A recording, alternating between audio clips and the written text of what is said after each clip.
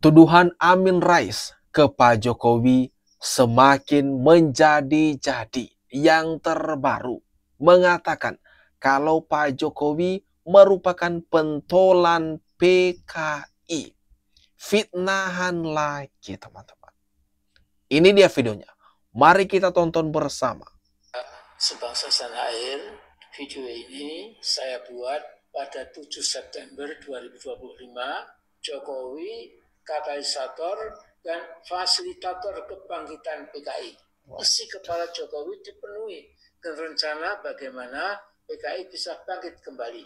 Bangsa ini mengharapkan Pak Prabowo konsentrasi memecahkan satu persatu masalah-masalah nasional yang cukup pelik. Berusaha lemahkan selemah-lemahnya langkah-langkah Jokowi sebagai pentolan PKI dan seterusnya. Geng Solo punya satu tujuan pokok, ganggu tanpa henti pemerintahan Presiden Prabowo dari segala penjuru dengan segala macam isu.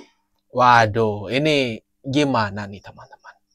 Mbah Amin Rais, tuduhan terbarunya ke Pak Jokowi yang mengatakan sebagai pentolan PKI.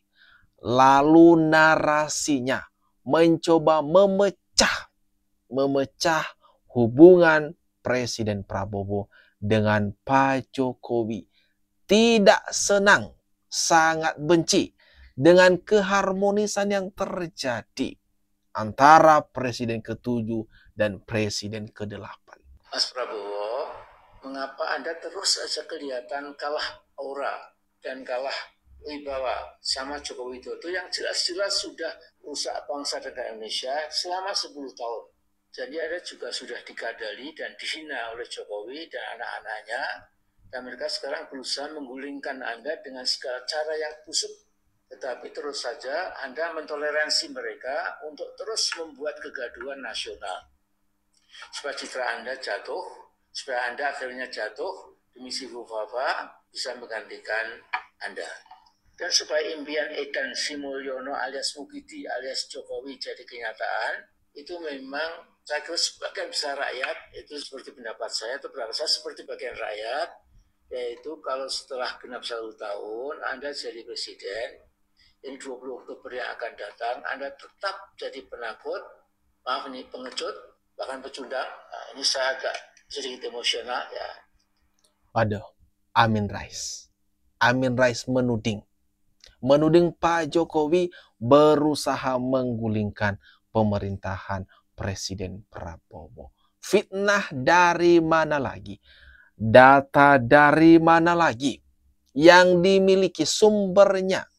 Kok bisa-bisa Mbah Amin Rais ini berbicara seperti itu? Gimana nih teman-teman? Mbah Amin Rais berani memecat semua oknum yang jelas-jelas loyalitas mereka pada Jokowi, bukan pada Anda. Bahkan mereka dari dalam menghancurkan Anda. Jangan salahkan kalau mereka yang mendukung Anda kemudian bertanya, kira-kira what kind of leader are you, Mr. Coward?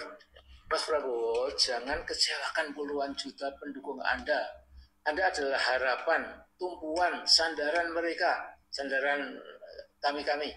Kalau mengganti Kapolri dan Mendagri saja tidak berani, saya pun bertanya, pemimpin macam apa Anda ini? Waduh. Berusaha membaik-baikin Presiden Prabowo.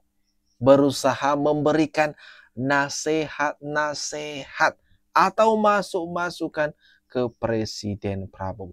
Tapi ketahuan duluan, niat daripada Mbah Amin Rais ini yang sesungguhnya adalah supaya Presiden Prabowo itu pecah kongsi, meninggalkan Pak Jokowi. Jokowi kini dalam keadaan putus asa yang mendalam. Sudah 2-3 hari terakhir ini tidak nongol di ruang publik. Dr. Tifa mengatakan bahwa Jokowi tidak kuat melawan depresi yang menimpanya karena berbagai masalah berat dengan risiko hukum yang juga berat sedang dihadapinya. Menurut saya, ada sekitar 13 masalah yang melilit Jokowi. Pertama, isu ijazah palsu. Kedua, Presiden Prabowo sampai sekarang belum menjenguk Jokowi. Hal ini membuat makin ciut nyali Jokowi. Ketiga, tidak ada lagi para menteri berduyun-duyun sowan ke Solo seperti dulu, kecuali 2 menteri penjilat, Pratikno dan Muhadjir Effendi. Keempat, rombongan demi rombongan yang dulu setiap hari ngantri mau berfoto ria atau berselfie ria dengan Jokowi, bisa dikatakan sudah tidak ada lagi. Kelima, kasus hukum anak dan menantunya saya kira juga mengganggu berat Jokowi. Waduh, Amin Rais ini gimana nih teman-teman? Menurut kalian, setiap perkataan, setiap video yang dibuat oleh Mbak Amin Rais ini kok rata-ratanya, sebagian besarnya isinya untuk merendahkan Pak Jokowi, menyerang Pak Jokowi, meminta Presiden Prabowo untuk berpisah, meninggalkan Pak Jokowi, dan nyerang keluarga Pak Jokowi. Ada apa dengan Amin Rais ini? Seorang mantan ketua MPR RI. Tapi kok jadi begini? Udah lebih dari 1 kali Roy Suryo bicara soal emang namanya baik gitu loh. Emang namanya Roy Suryo juga baik gitu. Semua satu republik juga tahu bagaimana tingkah laku Roy Suryo. Pribadi, bukan pribadi. Ketika bicara soal itu menyangkut soal pejabat publik itu tidak pribadi. Tapi semua juga orang tahu bagaimana pertanggungjawaban publik Roy Suryo setelah menjadi menteri kan begitu. Kita semua tahu. Makanya jangan singgung-singgung soal nama baik. Menurut saya nama Roy Suryo juga tidak baik. Jauh tidak baik dibanding yang lain. Iya itu, nggak usah minum kamu. Bukan pribadi itu. Itu bukan pribadi ya. Oke, baik, kita fokus di kasus ini. Iya, tapi maksud saya. Aduh, ini detik-detik. Mariansah Semar menyemprot habis Roy Suryo. Emang nama Roy Suryo ini baik? Gimana nih teman-teman? Menurut kalian, toh Roy Suryo ini pernah dipenjara 9 bulan lamanya. Semua satu republik juga tahu gimana tingkah Roy Suryo. Terlebih lagi toh, sewaktu dia usai jadi Menteri Pemuda dan Olahraga kan, sehingga disebutkan sekarang Roy Panci. Jangan seakan-akan diri kita ini merasa benar, merasa suci, padahal secara hukum itu belum juga bisa dibuktikan dalam prosesnya gitu. Oke, baik. Tapi dari tim Mas Roy yakin ya bisa berhadapan dengan hukum nanti? Yakin boleh aja sih. Jangan yakin boleh aja. Yakin boleh aja. Cuma saran saya udah siap-siap saja. Siap-siap. Ini dibiarkan dan sampai saya siap-siap saja. Bagi terutama nih untuk Roy Suryo, Dr. Tifa, dan Rismon atau trio RRT, kemudian kawan-kawannya yang lain untuk mempersiapkan diri. Ada 2 faktor yang menyebabkan RRT dan plus RRT plus ya belum ditangkap dan ditahan. Jadi sekuennya ditangkap, ditahan. Ya. 1, karena konstelasi kekuasaan yang sudah berubah. 2, mereka bingung mau memakai pasal apa. Itu yang perlu penjelasan yang panjang.